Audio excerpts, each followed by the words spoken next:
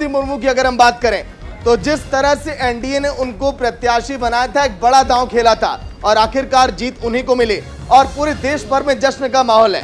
पहले ही दिन से लगातार न्यूज इंडिया आपको तस्वीरें भी दिखा रहा है। सबसे पहले हमारा ही ये आकलन भी था कि आखिर एनडीए किसको प्रत्याशी बना सकती है। हमारी खबर पर उस दिन मुहर भी लगी थी। निदा, बिल्कुल, तो देखिए तस्वीरें आपको हम दिखा रहे हैं। पूरे देश में इस वक्त हर्षोल्लास का माहौल है। लगातार बारी बारी से हर कोई जा रहा है, शुभकामनाएं दे रहा है, फूलों का गुलदस्ता देकर उनका स्वागत किया जा रहा है, कोई शॉल उड़ा करके उनका सम्मान कर रहा है। तो देश भर में विजय उल्लास, जबरदस्त क्रॉस वोटिंग उनको हुई है, विपक्ष में सेंधमारी की है और बीजेपी का ये सटीक दांव जो है वो बैठा है सागर। बिल्कुल, देखिए देश की पहली आदिवासी और दूसरी महिला प्रेसिडेंट द्रौपदी मुर्मू, इसके पीछे वजह वही जो आपने पहली लाइन पढ़ी, क्योंकि क्रॉस वोटिंग जमकर हुई है। बिल्कुल।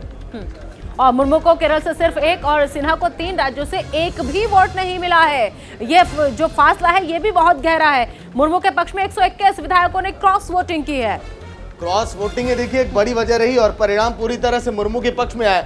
राष्ट्रपति चुनाव में सबसे ज्यादा असम में 22 क्रॉस वोट पड़े।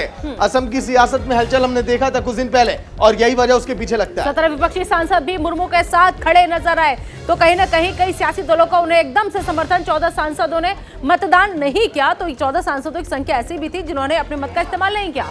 42 विधायकों ने भी वोट नहीं किया, जो अब देखिए निकलकर रिपोर्ट और खबरें सामने आ रही हैं।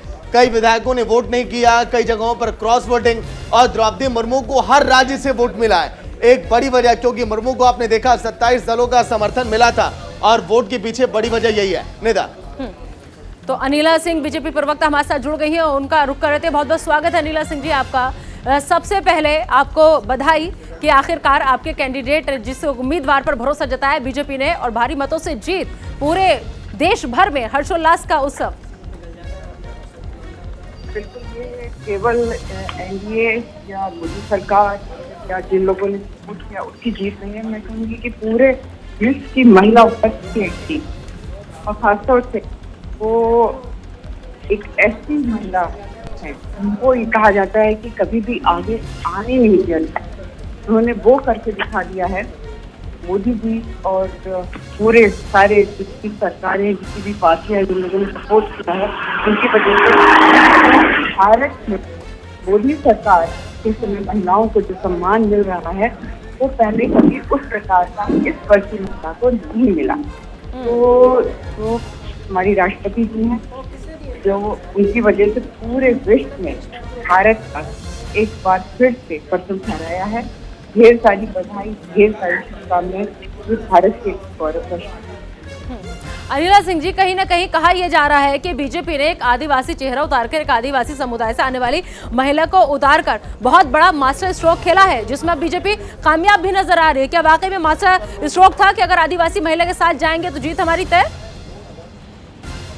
देखिए, मैं इसको मास्टर स्ट्रोक की तरह नहीं कहती हूँ। मुझे लगता है कि महिलाएं जो हैं, हर महिला हर क्षेत्र में बहुत कैपेबल, बस केवल और केवल उनको अपॉर्चुनिटी मिल रही की देर होती है। मोदी सरकार की प्रायोरिटी में वुमेन एम्पावरमेंट हमेशा से रहा है, हमेशा से।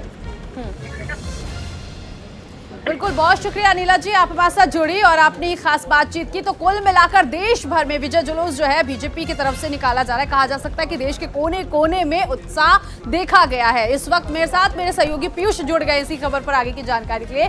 पीयूष, कहा जा सकता है कि नए राष्ट्रपति को लेकर जहां एक तरफ भोज का भी आयोजन आज किया गया है, तो वहीं दूसरी तरफ देश भर के कोने कोने में उल्लास भी देखने को मिल रहा है। जो विजय जुलूस है वो भी निकाला जा रहा है। तो किस तरह से ये जुलूस निकाला जा रहा है, क्या तैयारियां आप देख रहे हैं इसको लेकर?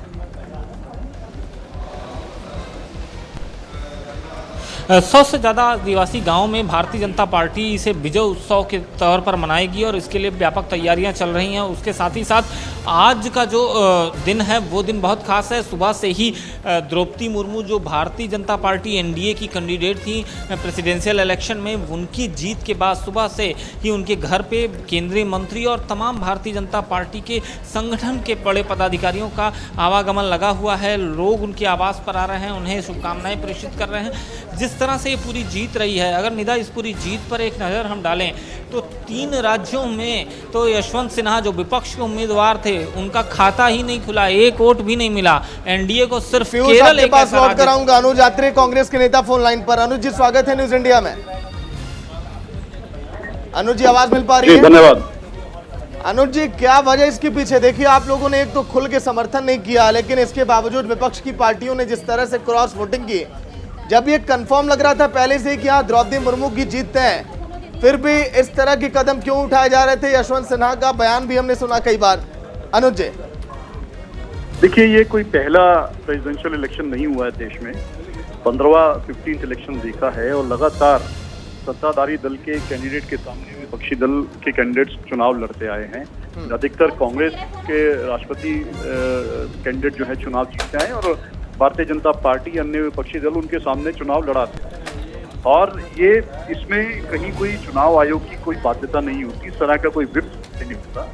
ये एक पार्टी के निर्देश अनुसार ज्यादातर सब लोग मानते हैं, लेकिन फिर भी इतना बड़ा देश है, इतना बड़ा प्रदेश है, कुछ लोगों की स्थानीय मजबूरी रही होंगी या कुछ क्षेत्रीय दलों के कुछ नेताओं ने, सांसदों ने या कुछ एक विधायकों ने, चंद विधायकों ने अगर क्रॉस वोटिंग कर दी होगी तो पार्टियों का काम है, वो अपना सब देख रहे हैं कि क्यों पार्टी से हटके जिन्होंने किस कारण से वोट दिया है उस पर। अनुज रात्रे जी, जिस मजबूरी का जिक्र आप यहाँ पर कर रहे हैं, तो अगर उस मजबूरी का फायदा बीजेपी उठा सकती है तो वो मजबूरी कांग्रेस क्यों नहीं समझ पाई? कांग्रेस ने फायदा क्यों नहीं उठाया उस मजबूरी का? अगर वाकई कोई ऐसी मजबूरी थी कि सिर्फ और सिर्फ वोट द्रौपदी मुर्मू को ही करना है। नहीं, मजबूरी कुछ नहीं थी।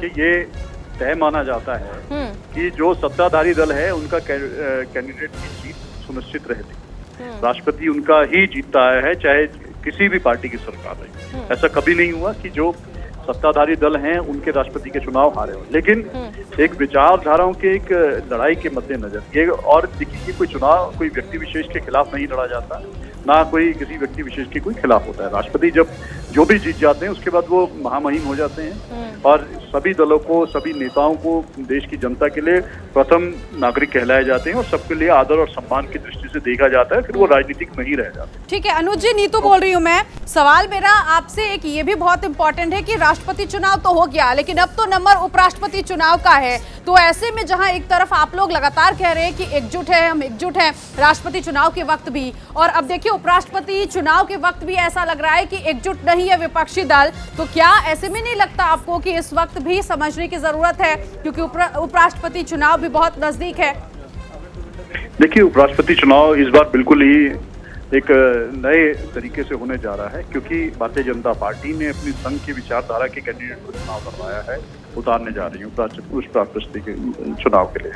और कांग्रेस पार्टी ने एक ऐसी महिला को चुनाव पे उतारा है कि जिनकी हमेशा बेदाग छवि रही है, जिनका बहुत लंबा राजनीतिक करियर रहा है, विधायक रही है, सांसद रही है, केंद्रीय मंत्री रही है, राज्यपाल रही है, कभी कहीं कोई किसी से कोई सरकार से, चाहे विपक्ष में रही हो चाहे पक्ष में रही हो, कहीं कोई उनका किसी से विवाद नहीं रहा। सब तमाम कांग्रेस पार्टी के अलावा जितने भी देश के दल के नेता लोग हैं, सब लोग उनका बहुत आदर और सम्मान करते हैं। एक महिला हैं, अल्पसंख्यक समुदाय से आती हैं, एक देश के लिए और विदेश के लिए बहुत एक अच्छा संदेशा देने का एक अवसर है हमारे पास।